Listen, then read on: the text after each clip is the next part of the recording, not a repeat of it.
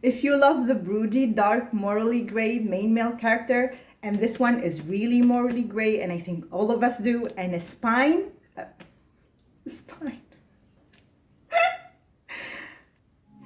Hello everyone and welcome back to my channel. Today I'm going to talk to you about all the books I read during the month of September. This month went crazy fast. I couldn't believe it, but I'm lucky enough that I stuck to my TBR and I also added some audiobooks to it. So yeah, without further ado, let's get started. The first book, or the first two books that I read via audiobook, are Finlay Donovan Knocks Them Dead and Finlay Donovan Jumps the Gun. These are the second and third book in the Finlay Donovan series. I gave them both 4 and 5 stars. Loved them both. Witty, light-hearted at the same time. Stakes are high enough to care about what happens in the plot, and the dialogue is just hilarious.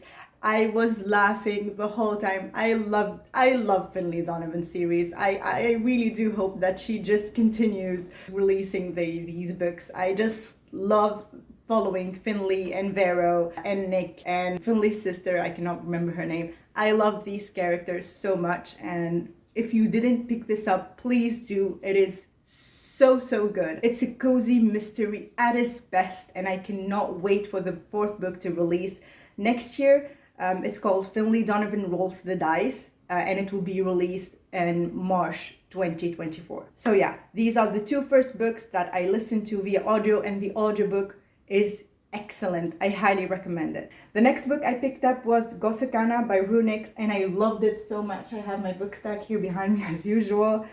Loved it. It's a gothic mystery thriller and forbidden romance in a haunted castle university. So spooky and atmospheric. Dark, creepy woods, a cemetery, and a chilling dark lake. We follow Corvina, who received an invitation to enroll in this university. It's called Verranmore, and in the book we have a map of the university, so you can follow her around. I love maps. And there she meets the mysterious Professor Vad. Although it was a student-professor romance, it didn't feel like taboo because Corvina was only 5 years younger than Vad. Loved the romance, and also I loved how unreliable the characters were. It added so much to the mystery of the plot, and also the anxious, creepy atmosphere. I loved it. It was just perfect for this time of year, and I highly recommend you pick this up.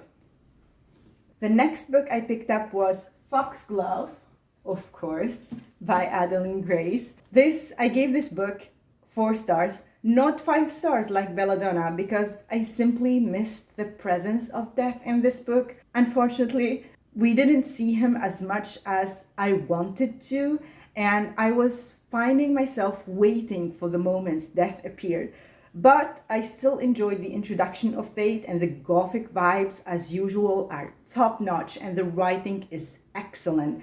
I just love Adeline Grace's writing. From the beginning of the book, I didn't see that plot twist coming. Oh my god, I was so shocked, and how the story took another turn. I was just shocked to my core. So in this book, we get also Blythe's point of view, which helped the plot move forward because we get the repercussions of what happened in the book, in book 1 in the Hawthorne Manor, and it made us get to know Blythe more and get attached to her also more. I also felt like the middle of the book did not grab my attention as I wish it did. It was like, okay, what are we doing here? It's dragging a little bit. I was a little bit disconnected from the story, but then chapter 40 happened and I got so angry at Signa. I was like, what the hell are you doing? Which pulled me back into the book again, and from that point it picked up again till the end, and I loved how this ended, and I will definitely be picking up Wisteria once it releases. So yeah, I missed death, but it was still a good journey. Foxglove.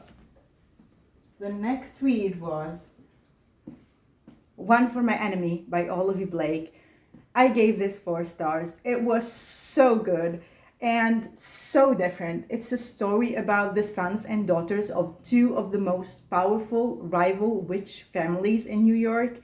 We have Baba Yaga and her 7 daughters, and we have Koschei and his 3 sons. This was shock after twist. This was so good. You absolutely will not expect what is going to happen, and you will definitely not see it coming. This book was just slap after slap from the beginning. It was so enjoyable. Also, there was a lot of humor and wit in the banter that made it lighter at times when things were getting serious.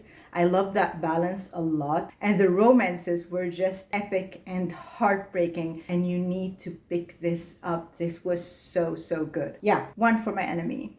So the next book I picked up is none other than A Kiss of Iron by Claire Sager.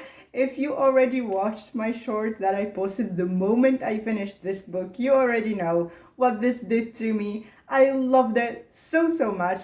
Such an amazing hate to lovers fantasy. If you love the broody, dark, morally gray main male character, and this one is really morally gray, and I think all of us do, and a spy main female with a traumatic past that still hunts her, you will fall in love with Kat and Bastien. This book is just full of tropes, if you love that too. I live for that. We have the one bed trope, take your hands off her, touch her and die, taking care of them while they are injured, and who did this to you? And to top it all off, he's a shadow daddy. I'm so excited about this. You heard it, he's a shadow daddy. You need this in your life, I'm telling you, especially that the next book is coming this October, and it's in the beginning of October. It's called A Touch of Poison. You just need to grab this right now. It was so, so good. I loved it. And the hardcover, look at it. Look how beautiful. I don't know if I showed it before. Oops. Look how beautiful the hardcover is. And on the inside, look how beautiful.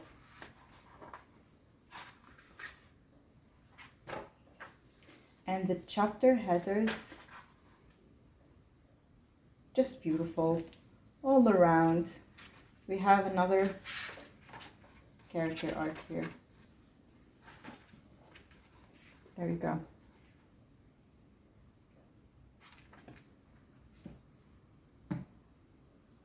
Great, great book. I will definitely be picking up the next one. The next book that I listened to via audio was A Good Girl's Guide to Murder by Holly Jackson.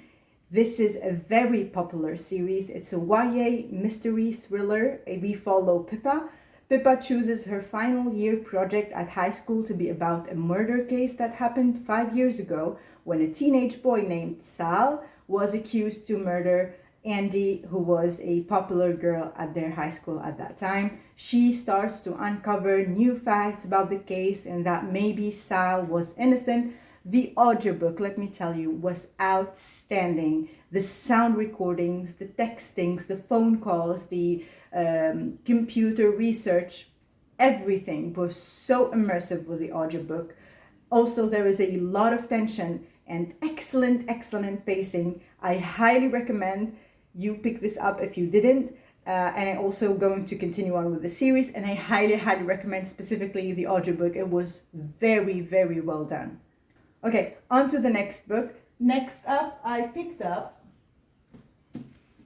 Ink Blood Sister Scribe by Emma Torsch, I believe. This is an adult fantasy, or like adult magical realism, I would say, debut novel. I gave this 3 stars. I enjoyed it, but I didn't love it.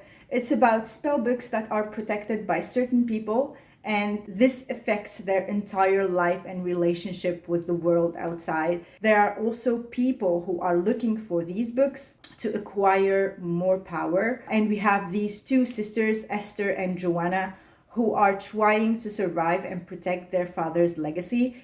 It took me a while to become immersed in this story. The pacing in the beginning was very slow and the plot dragged, in my opinion. It picked up in the second half, but I still think that it lacked more action for me, But if you love old libraries with magical books and blood magic, I think you should pick this up. It was still very, very atmospheric and perfect for fall. And this edition from Illumicrate is just amazing, beautiful. I love the character art.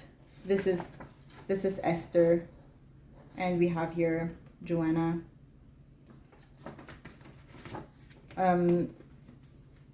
So yeah, Ink, Blood, Sister, Scribe. Okay, the next book I picked up is a fantastic book. Let me pick it up. Masters of Death by, again, Olivia Blake. What can I say? This was perfection. This is my 5 stars of the month. This is the star. This is the star of September.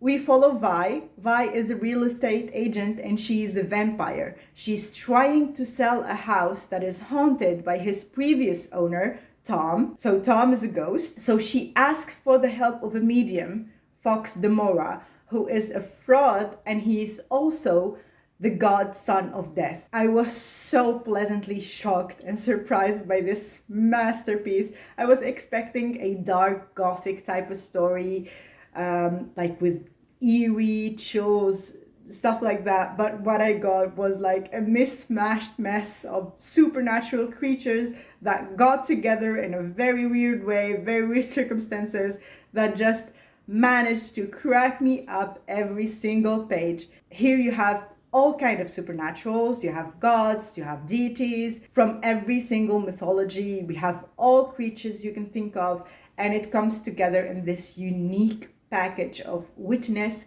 and fun time. This just made me laugh out loud from the first chapter, I'm telling you, and I couldn't put it down. It's just unputdownable. I would highly recommend also you pair this with the audio. The narrator did an amazing job at bringing up the different personalities of the characters, and it made it even more fun to read. You definitely need to pick this up this season.